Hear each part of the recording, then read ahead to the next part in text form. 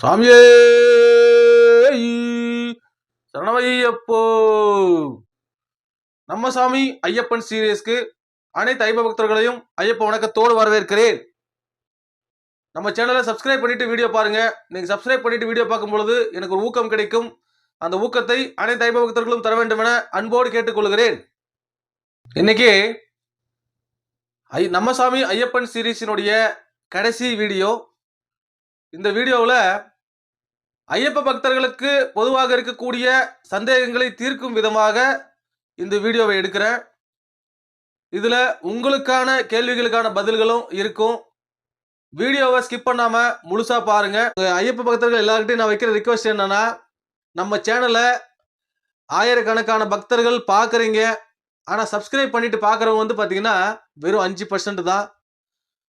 மீதி 95% வந்து சப்ஸ்கிரைப் பண்ணாமல் பார்க்குறீங்க. நம்ம சேனலை சப்ஸ்கிரைப் பண்ணி ஆதரவு கொடுங்க சாமி. மற்ற ஐயப்ப பக்தர்களுக்கும் ஷேர் பண்ணுங்க. வாங்க வீடியோக்குள்ள போலாம்.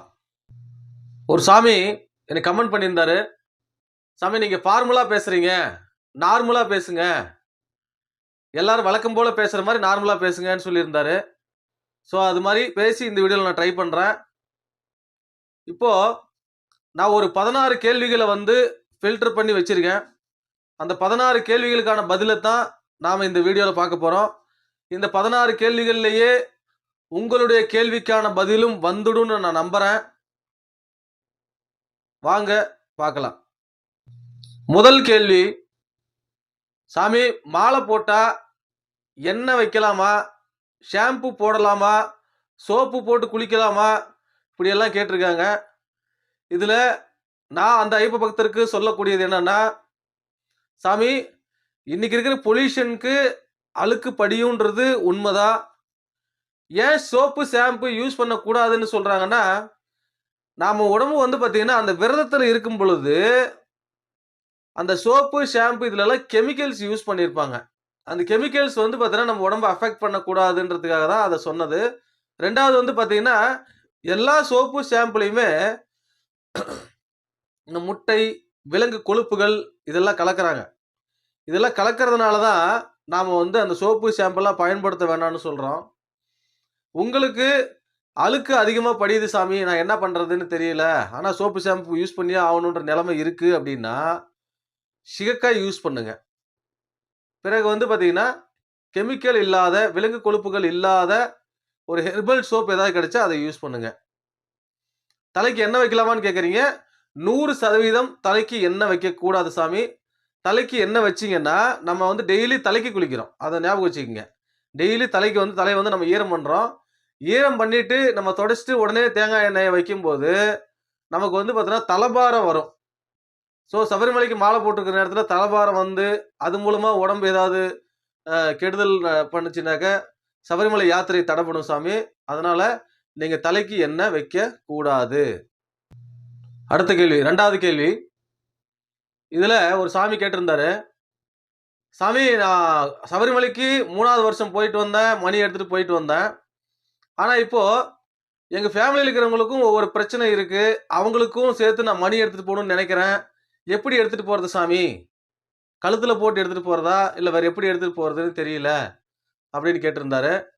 அவருக்கு வந்து பாத்தீங்கன்னா, சாமி உங்களுக்கான, அதாவது மாலை போட்டிருக்கக்கூடிய ஐயப்பனுக்கான பிரச்சனைக்கு நீங்க மணி எடுத்துட்டு போறீங்கன்னா அதை கழுத்துல போட்டுக்குங்க. இல்ல உங்க ஃபேமிலிக்கு ஒருத்தருக்கு வந்து உடம்பு சரியில்லை, ஒருத்தருக்கு வந்து பார்த்தீங்கன்னா குழந்தை இல்லை, ஒருத்தருக்கு கல்யாணம் ஆகல, அது யாரா வேணா இருக்கட்டும் உங்க ஃபேமிலியில, இல்லை கடன் பிரச்சனை இருக்கு, ஏதோ ஒரு பிரச்சனை இருக்கு அப்படின்னா இருமுடி கட்டுற அன்னைக்கு அவங்க உங்க இருமுடிக்கு வருவாங்கல்ல. அப்போ உங்க இருமுடிக்கு வரும் பொழுது அவங்க கையில அந்த மணியை கொடுத்து, அதாவது கவர் கட்டி இருக்கணுங்க, கவர் கட்டாம காளி மணியை போடக்கூடாது, அதை ஞாபகம் வச்சுங்க. கவர் கட்டி இருக்கணும். அது வந்து பார்த்தீங்கன்னா அட்லீஸ்ட் ஒரு அடி 2 சைட்லயும் விட்டு கட் பண்ணிட்டு அந்த மணியை யார் வந்து பிரச்சனைக்காக சபரிமலைக்கு மணி கொடுத்து அனுப்பணும்னு நினைக்கிறாங்களோ அவங்க கையில இருந்தே அவங்க வந்து அந்த இருமுடி பையில போட்டு நீங்க சபரிமலை கொண்டு போய் கட்டிட்டு வரலாம் சாமி, தவறில்லை. இது உங்க ஃபேமிலிக்குள்ள மட்டும் செஞ்சுக்கங்க. உங்களுக்கான பிரச்சனை இருக்கும் பொழுது கயிறுல மணி கட்டி, உங்க கழுத்துல மணி கட்டி எடுத்துட்டு போங்க. உங்க ஃபேமிலி மெம்பர்ஸுக்கு பிரச்சனை இருக்கும் பொழுது அவங்க கையாலேயே அந்த மணியை வந்து இருமுடி பையில போட்டு எடுத்துட்டு போய் கட்டிட்டு வாங்க சாமி, நல்லது. அடுத்த கேள்வி, 3வது கேள்வி. இது வந்து பார்த்தீங்கன்னா, மணி கட்டுற மாரியே தான் இந்த கேள்வியும். சாமி எங்க வீட்ல வந்து கல்யாணம் ஆகாதவங்க இருக்காங்க. குழந்தை பொறக்காதவங்க இருக்காங்க. அவங்களுக்கு மஞ்ச மாதாவுக்கு வந்து பார்த்தீங்கன்னா, நானு ஜாக்கெட்டும், மஞ்சள் குங்குமம்லாம் குடுத்து அனுப்பணும்னு நெனைக்கிறேன். அது எப்படி சாமி பண்றதுன்னு கேட்டாங்க. அவங்களுக்கும் இதே நடைமுறை தாங்க. முன்ன மணிக்கு சொன்ன அதே நடைமுறை தான். யாருக்கு என்ன பிரச்சனை இருக்கோ, அவங்க கையாலேயே ஒரு ஜாக்கெட்டு, பிளஸ் வந்து பார்த்தீங்கன்னா, மஞ்சள் குங்குமம், அ ம மஞ்சள் காம்பு இதெல்லாம் வச்சு, நீங்க வந்து பார்த்தீங்கன்னா, அந்த இருமுடி பையில போட சொல்லலாம் சாமி. போட சொல்லி, நீங்க எடுத்துட்டு போய் மஞ்சள் மாதம்மா கோயில்ல சமர்ப்பிச்சுட்டு, அந்த ஜாக்கெட் துணிய கொண்டு வந்து திருப்பி அவங்க கையிலேயே நீங்க குடுக்கலாம். அது ஒண்ணும் தவறில்லை. 4வது கேள்வி. சாமி கருப்பு, நீலம், காவின்னு சொல்லி நம்ம விதவிதமா வேஷ்டிகள கலர் கலரா கட்டுறோம். அது ஏன் கட்டுறோம் சாமி? அப்படின்னு ஒருத்தர் கேட்டிருந்தாரு. அதாவதுங்க, சனீஸ்வர பகவான் உங்க எல்லாருக்கும் தெரியும். 7:30 சனி அப்படின்னு கூட நீங்க கேள்விப்பட்டிருப்பீங்க. அந்த காலத்துல நம்ம ரொம்ப கஷ்டப்படுவோம். நம்மள கஷ்டப்படுத்துவாரு கர்ம வினைகள தீர்க்கறதுக்காக. ஐயப்பன் கிட்ட சனீஸ்வர பகவான் வந்து அந்த வாக்குறுதிய குடுத்திருக்காரு. மாலை அணிந்த ஒருவருக்கு நான் அந்த 7:30 சனி காலத்திலயா இருந்தாலும் சரி, வேற எந்த காலத்திலயா இருந்தாலும் சரி, நான் என்னோட கெடுபலன்கள செய்ய மாட்டேன்னு சொல்லியிருக்காரு.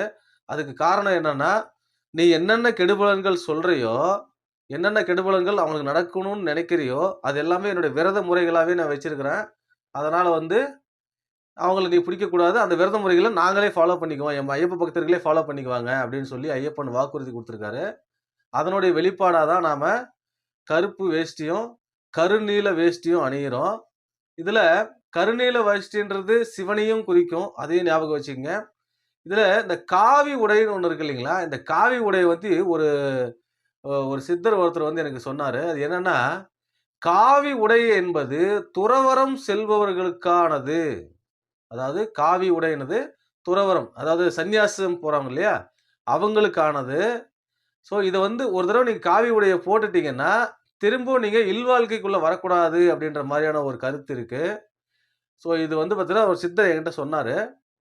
ஸோ முடிஞ்ச வரைக்கும் எல்லாருமே நீலம், கருப்பு அப்படின்ற துணிகள யூஸ் பண்றது நல்லது. இதுக்கு வந்து இந்த துணிகள யூஸ் பண்றதுக்கு இன்னும் சில காரணங்கள் இருக்கு. அதையும் நான் சொல்லிர்றேன். பெருவழிப்பாதை மட்டுமே இருந்த காலத்துல, காட்டு வழியா நம்ம வந்து இருமுடிய தூக்கிட்டு போம்போது, நம்ம வேற கலர்கள்ல ஒரு மஞ்சள் நிறமாகவோ, அல்லது ஒரு வெள்ளை நிறமாகவோ, வேற எந்த நிறமாகவோ நாம் வந்து பார்த்தீங்கன்னா, ஆடைகளை அணிந்திருக்கும் பொழுது, காட்டு விலங்குகளுக்கு நம்ம அப்படியே பளிச்சுன்னு தெரிவோம். அத வந்து நம்ம தவிர்க்கணுன்றதுக்காக தான், இந்த கருப்பு, கருநீலம் நிறங்களே வந்து முதல்ல நம்ம போட ஆரம்பிச்சோம். ஸோ அதையும் கொஞ்சம் ஞாபகம் வச்சுக்கங்க. இதுதான் அந்த துணிகள் போடுறதுக்கான காரணம். இன்னொன்னு வந்து பார்த்தீங்கன்னா, நம்ம இந்த சில கலர்கள் சொன்னாங்க இல்லையா? அந்த கருப்பு, கருநீலம், காவி இதெல்லாமே. இதெல்லாம் நம்ம போட்டுக்கிறது வந்து, நான் மாலை போட்டிருக்கிறேன். என்கிட்ட கெட்ட விஷயங்கள நீ பேசாத. நானும் வந்து உன்கிட்ட கெட்ட விஷயம் பேச மாட்டேன். அப்படின்னு சொல்றத நமக்கு ஆப்போசிட்ல இருக்கக்கூடியவருக்கு உணர்த்துவதற்காக தான், நாம அந்த கருநீல துணிகளையும், கருப்பு துணியும், காவி துணியும் அணியிறோம். 5வது கேள்வி. சாமி நம்ம ஏன் சாமி சாமின்னு எல்லாரையும் கூப்பிடுறோம் அப்படின்னு சொல்லி கேட்டிருந்தாரு. இதுக்கு ரொம்ப சிம்பிளான விளக்கம் தான். நம்ம சபரிமலை யாத்திரையில ஒரு வார்த்தைய கேள்விப்பட்டிருப்பீங்க. தத்துவமசி அப்படின்னு சொல்லிட்டு. தத்துவமசின்னா, நீ எதுவாக நினைக்கிறாயோ, அதுவாகவே நீ ஆகுறாய் அப்படின்னு அர்த்தம். ஸோ, நாம ஐயப்பன்னு நம்ம நெனச்சதுனால, நம்ம பார்க்குற எல்லாரையுமே நம்ம ஐயப்பனா பார்க்குறோம். அதனால வந்து பார்த்தீங்கன்னா, நம்ம ஐயப்ப சாமிய தான் நம்ம சாமி சாமின்னு கூப்பிடுறோம். அவங்களும் வந்து பார்த்தீங்கன்னா, நம்ம மாலை போட்டிருக்கிறதுனால நம்மள சாமி சாமின்னு கூப்பிடுறாங்க. இத தாண்டி இன்னொரு கருத்து என்னன்னா, நம்ம அன்றாட வாழ்க்கையில பல வார்த்தைகள கடந்து தான் நம்ம வந்து வாழ்க்கைய நடத்துறோம். அதுல நல்ல வார்த்தைகளும் இருக்கும், கெட்ட வார்த்தைகளும் இருக்கும். அதுல நல்ல வார்த்தைகள் பிரச்சனை இல்ல. கெட்ட வார்த்தைகளா இருக்கும் பொழுது, அதாவது தீய வார்த்தைகளா இருக்கும் பொழுது, நமக்கு ஆப்போசிட்ல பேசுறவங்க வந்து பாத்தீங்கன்னா, நம்மகிட்ட பேச வரும்போது அந்த தீய சொற்கள் வெளி வராது. நம்ம மாலை போட்டுக்கிறத பார்த்து நம்மள சாமின்னு கூப்பிடும் பொழுது, அவங்களே அறியாம அவங்க அந்த தீய சொற்கள பேச மாட்டாங்க. நாமளும் வந்து பாத்தீங்கன்னா, அவங்க கிட்ட பேசும்போது அந்த தீய சொற்கள விலக்கிட்டு, நல்ல சொற்கள மட்டும் பேசுவோம். அந்த சாமி சாமின்னு பேசும்பொழுது. ஏன்னா நம்ம யாருமே சாமி கிட்ட வந்து பாத்தீங்கன்னா, துர்செயல்கள பத்தி பேச மாட்டோம் இல்லையா? அந்த லாஜிக் தான். அடுத்த 6வது கேள்வி.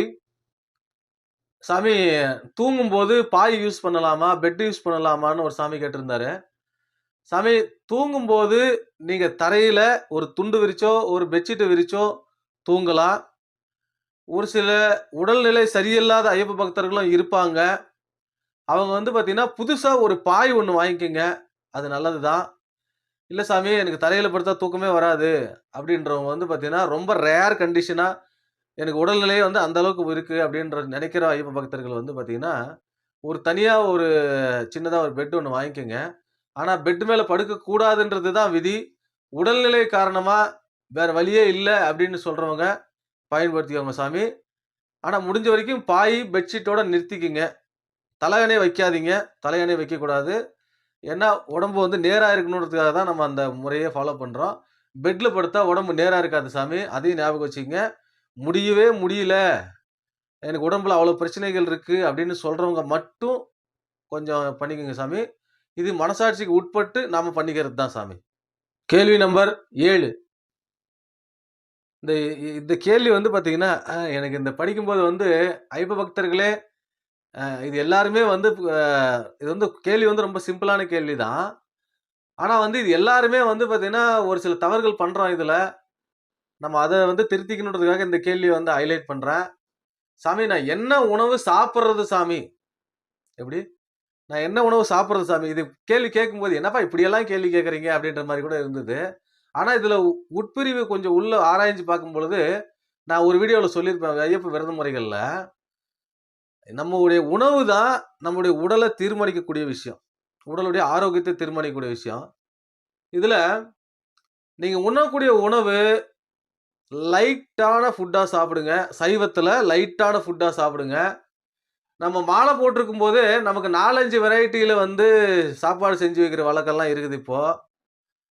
மத்த நாள்ல வந்து கூழோ, கஞ்சியோ இருக்கிறத குடிச்சுப்புட்டு நம்ம அமைதியா இருப்போம். ஆனா, இந்த ஐயப்ப மாலை போட்டதுக்கு அப்புறம் வெரைட்டியா சாப்பாடு வரும். எனக்கு அதுதான் புரியவே இல்ல. ஆனா வந்து நம்ம ஐயப்ப விரதம்ன்றதே நம்ம எல்லாத்தையுமே கண்ட்ரோல் பண்ணணுன்றது தான் ஐயப்ப விரதம். அதுல முக்கியமா நம்ம கண்ட்ரோல் பண்ண வேண்டியது பிரம்மச்சரிய விரதத்த கடைபிடிக்கணும். 2வது சாப்பாடு. இந்த சாப்பாட நம்ம கண்ட்ரோல் பண்ணாலே, உடம்புல இருக்கிற பாதி வியாதிகள் போயிடும். அந்த பாதி வியாதிகள் போகறதுக்காகத்தான், நாம வந்து பாத்தீங்கன்னாக்க, அந்த 41 நாள் மண்டல விரதத்தையே நம்ம ஃபாலோ பண்றோம். நம்ம சாப்பிடுற சாப்பாடு லைட் வெயிட்டா இருக்கட்டும் சாமி. வயிறு நெறைய முட்ட சாப்பிடாதீங்க. அது உடம்புக்கு ரொம்ப நல்லதில்ல. கெடுதல விளைவிக்கும். அதே நேரத்தில 5 வகை, 6 வகை சாப்பாடெல்லாம் வீட்ல செஞ்சு வைப்பாங்க. அதெல்லாம் வேண்டான்னு சொல்லிடுங்க. ஏன்னா, அரை வயிறு சாப்பிடுங்க சாமி. உடல் எடை ஆட்டோமேட்டிக்கா குறைஞ்சிரும் உங்களுக்கு 41 நாள்ல. அரை வயிறு சாப்பிடுங்க. உடம்புல இருக்கக்கூடிய பாதி வியாதிகள் போயிடும். சுகர், பிபி எல்லாம் கூட கண்ட்ரோல் ஆகும். இந்த சுகர், பிபி இருக்கிறவங்க மட்டும் வந்து பார்த்தீங்கன்னா, என்னால சாப்பிடாம இருக்க முடியாதுன்னு சொல்லுவாங்க. அவங்க வந்து 3 வேள அரை வயிறு உணவு சாப்பிடுங்க. மத்தவங்கலாம் வந்து பார்த்தீங்கன்னா, இந்த விரத முறைகள ஸ்ட்ரிக்ட்டா ஃபாலோ பண்ணுங்க சாமி. சாப்பாடு சாஃப்ட்டான சாப்பாடா சாப்பிடுங்க. அது என்ன சாப்பாடு நீங்களே முடிவு பண்ணிக்கங்க. சைவத்துல அதே மாதிரி ரொம்ப ஹெவி ஃபுட் எடுக்காதீங்க. ஹெவி ஃபுட் எடுக்கிறது உடம்புக்கு நல்லதில்லை. அடுத்ததா 8வது கேள்வி. இது ரொம்ப ரொம்ப முக்கியமான கேள்வி சாமி. இது வந்து பார்த்தீங்கன்னா, அனைத்து ஐயப்ப பக்தர்களுமே கட்டாயம் தெரிஞ்சுக்க வேண்டிய ஒரு கேள்வி. சாமி நம்ம ஐயப்பன் மாலை போட்டத வந்து விரத காலம் முடிக்கிற வரைக்கும், நாம ஏன் சாமி நெத்தி நிறைய வந்து சந்தனமும், விபூதியும் பூசுறோம்னு சொல்லி ஒரு சாமி கேட்டிருந்தாரு. இது ரொம்ப நல்ல கேள்விங்க. நெறைய ஐயப்ப பக்தர்கள் வந்து பார்த்தீங்கன்னா, கடவுள் மேல பக்தி இருக்குது நம்ம பூசுறோம் அப்படின்ற மாரி நெனைப்பாங்க. இதுல ஒரு சயின்ஸ் இருக்கு. நாம தினந்தோறும் வந்து பார்த்தீங்கன்னா, பச்சை தண்ணீல குளிக்கிறோம். பச்சை தண்ணீல குளிச்சுட்டு நம்ம வந்து என்னதான் தலைய துவட்டிட்டாலுமே, அந்த ஈரம் வந்து நம்ம முடியிலயும், நம்ம தலையிலயும் இருக்கும்.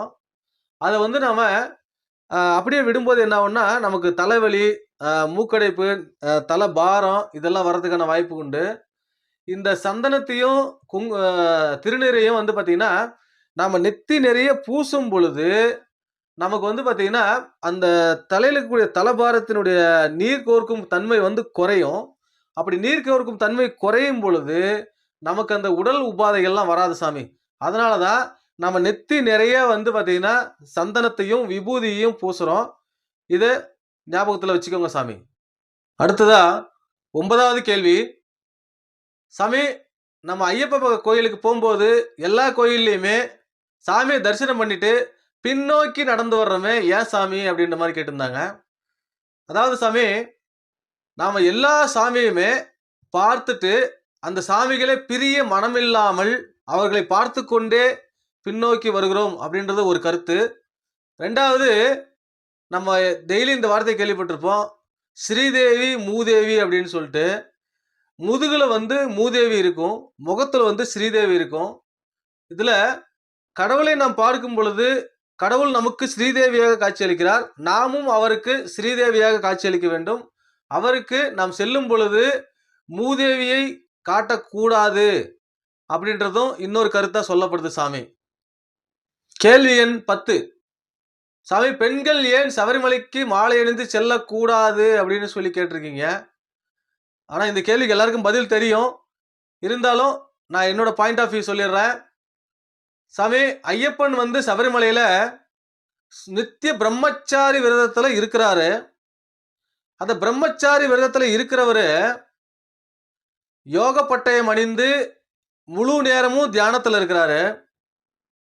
பக்கத்துல இருக்கக்கூடிய மஞ்ச மாதாவுக்கு நான் சொல்லியிருக்கிறேன், போன வீடியோல சொல்லியிருக்கேன், நீங்க பாருங்க. மஞ்ச மாதாங்கிறது ஐயப்பனின் வம்சத்தின் குலதெய்வம், ஐயப்பனின் தாய்முறை வருது.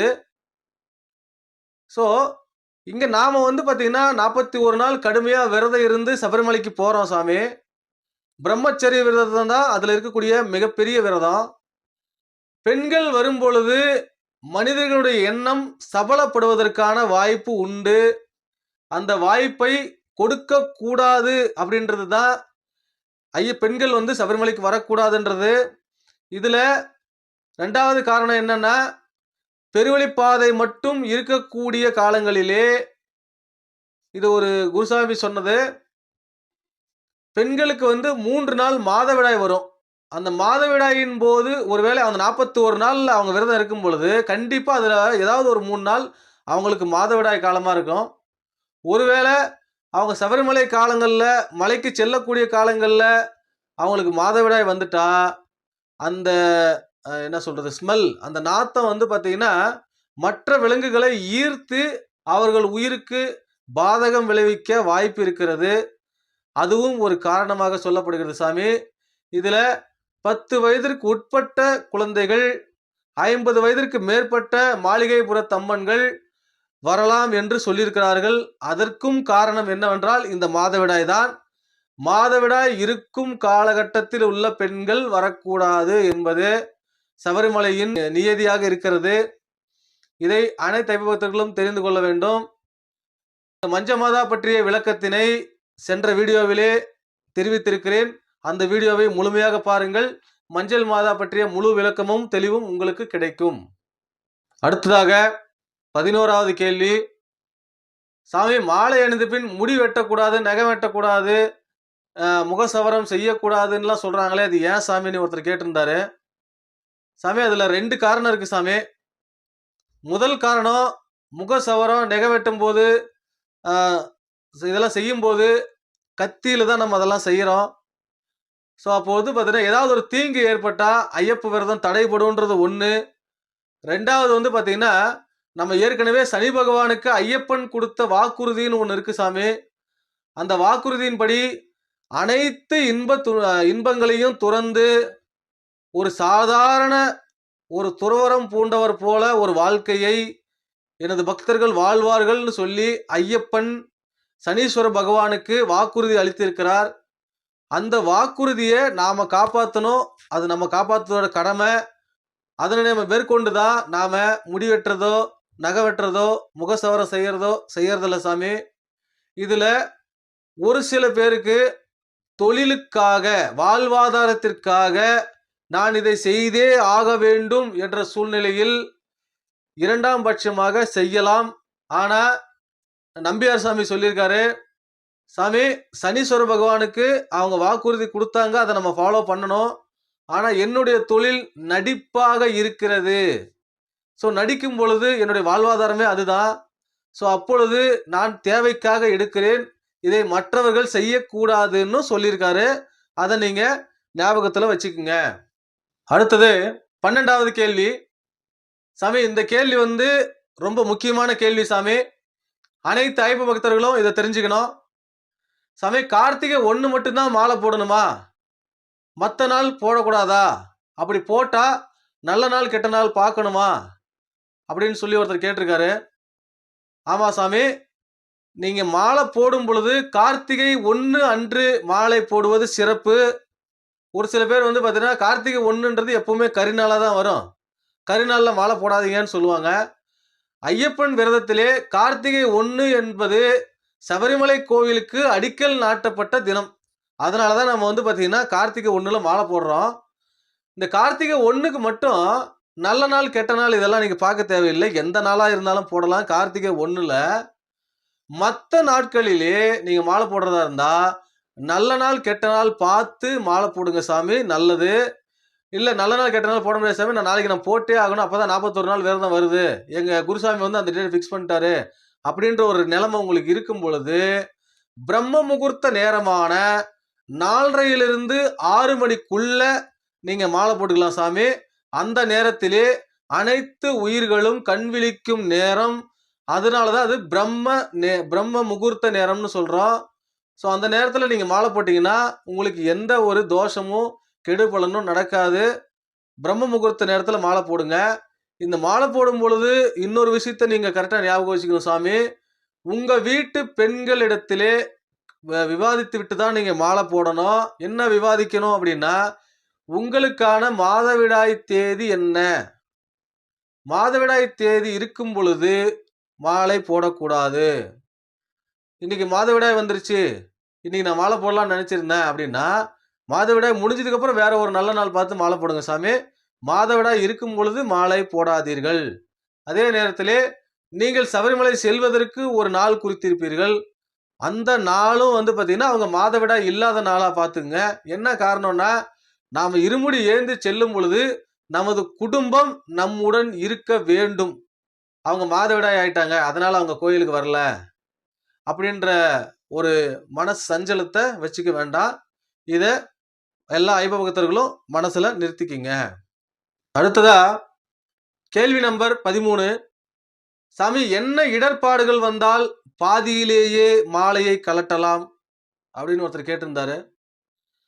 சாமி, நம்ம வீட்டில் இரத்த சொந்தங்கள் தவறிவிட்டால் மாலையை கலட்ட வேண்டும்.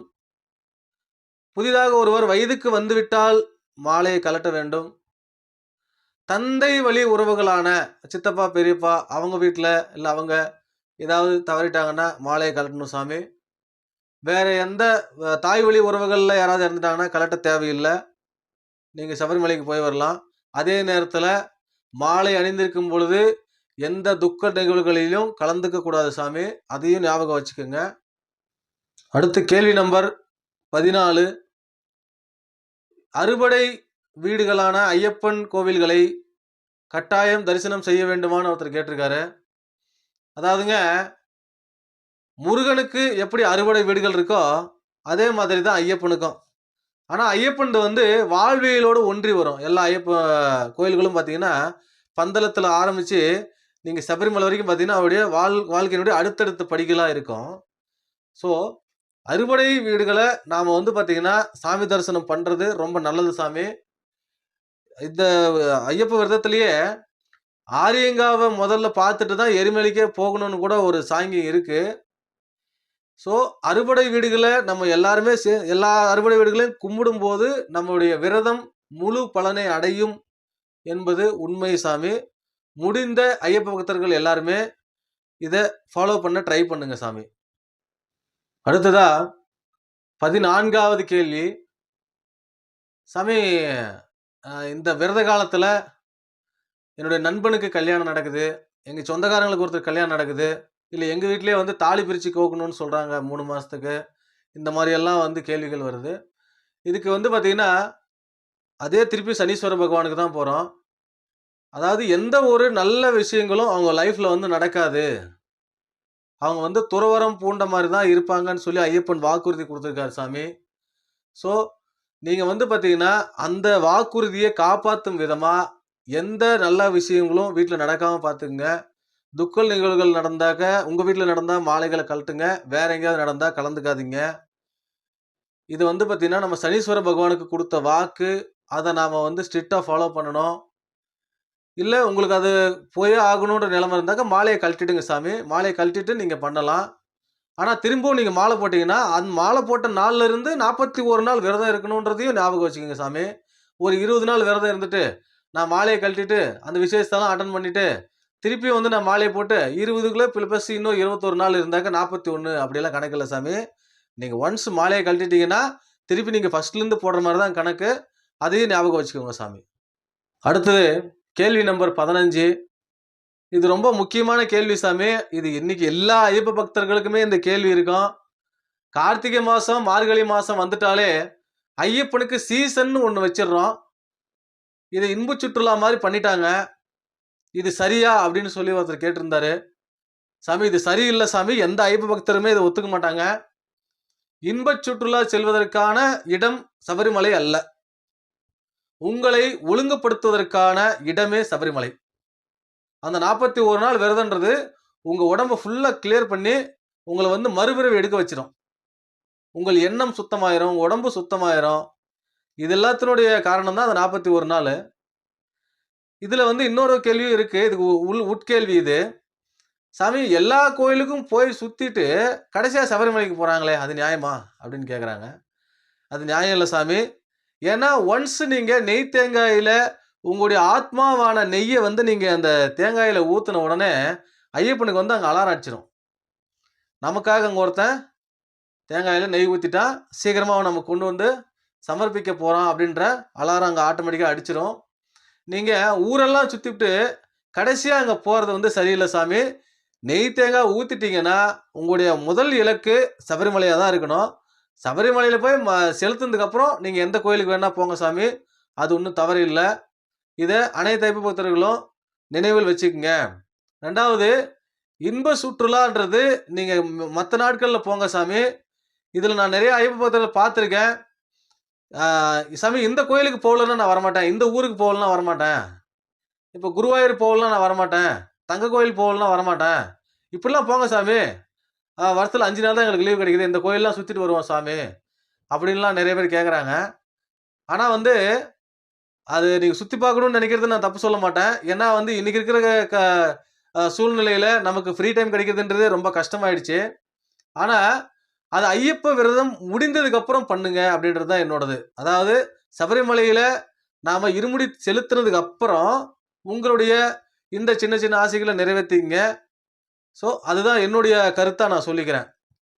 அடுத்ததா கேள்வி நம்பர் 16. இறுதியான கேள்வி இது. ரொம்ப முக்கியமான கேள்வி. ஆக்சுவலா இந்த கேள்வி தான் எனக்கு வந்து முதல்லயே வந்தது. ஆனாலும் இது கடைசியா சொல்லணுன்றதுக்காகவே நிறுத்தி வச்சிருந்தேன். சாமி இந்த மாலை போடக்கூடிய காலங்கள்ல ஐயப்ப சாமி நம்ம கூட இருக்காரு. நாம அவருக்காக மாலை போட்டுருக்கிறோம். நமக்காக நம்ம மாலை போட்டுருக்கிறோம். மத்த நாட்கள் எல்லாம் ஐயப்பன் நம்ம கூடவே இருக்கிறதுக்கு நான் என்ன சாமி பண்றது? வருஷம் பூரா மாலை போட முடியுமான்னு கேட்டா, முடியாது. எனக்கு குடும்பம் இருக்கு. மத்த அலுவல்களையும் நான் பார்க்கணும். அப்படின்னு சொல்லி ஒரு நல்ல கேள்வி இது. இதுக்கு நான் சொல்ற பதில் என்னன்னா, சாமி வருஷம் பூரா இல்ல சாமி. ஆயுசு பூரா ஐயப்பன் நம்ம கூட தான் இருக்கார்.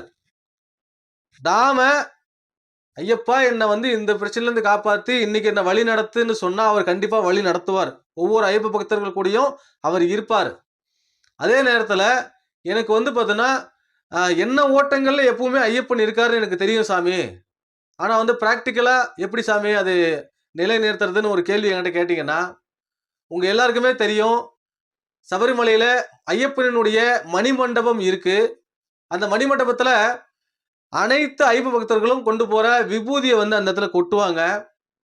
அந்த விபூதிய ஒரு கைப்பிடி அள்ளிக்குங்க. அள்ளிக்கிட்டு வீட்டுக்கு எடுத்துட்டு வாங்க. வீட்டுக்கு எடுத்துட்டு வந்து ஒரு டப்பால வச்சுக்கங்க. தினந்தோறும் அந்த ஐயப்பனுடைய மணிமண்டபத்திலிருந்து எடுத்த அந்த விபூதிய எடுத்து நெத்தியில இட்டுட்டு வாங்க சாமி. ஐயப்பன் எப்பவுமே உங்க கூட இருப்பாரு. இது நிதர்சனமான உண்மை. இதுல விபூதி எடுக்கும்போது ஒரு விஷயத்த ஞாபகம் வச்சுக்கோங்க. உங்களுக்கு தெரிஞ்ச சாமிகள், "ஏப்பா நீ கொட்டு நான் அள்ளிக்கிறேன்" அப்படின்ற மாரிலாம் பண்ணக்கூடாதுங்க. யாருன்னே தெரியாது கொட்டியிருப்பாங்க. நிறைய பேர் வந்து பார்த்தீங்கன்னா, புதுசாகிறது தான் போய் அள்ளுவாங்க. நீங்க அப்படி அள்ளாதீங்க. கொட்டிட்டு அத வந்து பார்த்தீங்கன்னா, வலிச்சு எடுத்திருப்பாங்க. நீங்க இன்னொரு தடவ வலிச்சு எடுங்க தப்பில்ல. ஸோ அந்த விபூதிய யாருன்னே தெரியாதவங்க கொட்டுன விபூதிய நீங்க எடுத்துட்டு வந்து வருஷம் பூரா பயன்படுத்தலாம் சாமி. ரொம்ப நல்ல விஷயம். கறி சாப்பிட்டுருக்கும் பொழுதோ, அதாவது நான்வெஜ் சாப்பிட்டுருக்கும் பொழுதோ, மத்த பெண்கள் கணவன், மனைவி நிலவி இருக்கும்போதோ, இந்த விபூதிய வந்து இடாதீங்க. மத்த நாட்கள்ல அலுவலகங்களுக்கு செல்லும் பொழுது, மத்த நாட்கள்ல மத்த விஷயங்களுக்கு செல்லும் பொழுது, மத்த சுப விஷயங்களுக்கு செல்லும் பொழுது, நீங்க இந்த விபூதிய இட்டுக்கலாம் சாமி. ரொம்ப ரொம்ப நல்லது. நான் அ அததான் ஃபாலோ பண்றேன். உங்களுக்கும் அதே தான் சொல்றேன். தினந்தோறும் ஐயப்பன் நம்முடனேயே இருக்கிறார் என்பதே நித்திய சத்தியமான உண்மை. இப்போ இந்த 16 கேள்விகள் நாம் பார்த்தோம் சாமி. இந்த 16 கேள்விகள்லயே உங்களோட கேள்வியும் வந்திருக்கும்னு நான் நம்புறேன். இந்த ரம்மசாமி ஐயப்பன் சீரிஸ் இதோட முடியுது சாமி. நம்மளுடைய மத்த வீடியோக்களையும் பாருங்க. வீடியோவ பார்த்துட்டு சேனலை சப்ஸ்கிரைப் பண்ணுங்க. சப்ஸ்கிரைப் பண்ணிட்டு மத்த எல்லாருக்கும் ஷேர் பண்ணுங்க சாமி. எங்க ஐயப்ப பக்தர்கள் எல்லார்கிட்டயும் நான் வைக்கிற ரிக்வெஸ்ட் என்னன்னா, நம்ம சேனல ஆயிரக்கணக்கான பக்தர்கள் பார்க்குறீங்க. ஆனா சப்ஸ்கிரைப் பண்ணிட்டு பார்க்குறவங்க வந்து பார்த்தீங்கன்னா, வெறும் 5% தான். மீதி 95% வந்து சப்ஸ்கிரைப் பண்ணாம பார்க்குறீங்க. நம்ம சேனலை சப்ஸ்கிரைப் பண்ணி ஆதரவு கொடுங்க சாமி. சபரிமலை சீரியஸ் இன்னையோட முடியுது. இதுக்கு அடுத்து வந்து பார்த்தீங்கன்னா, அன்றாட நிகழ்வுகள் வீடியோக்களும் வரும். அதையும் பாருங்க. என்னால முடிஞ்ச பெஸ்ட்டை நான் குடுக்குறேன். சாமியே சரணமையப்பா!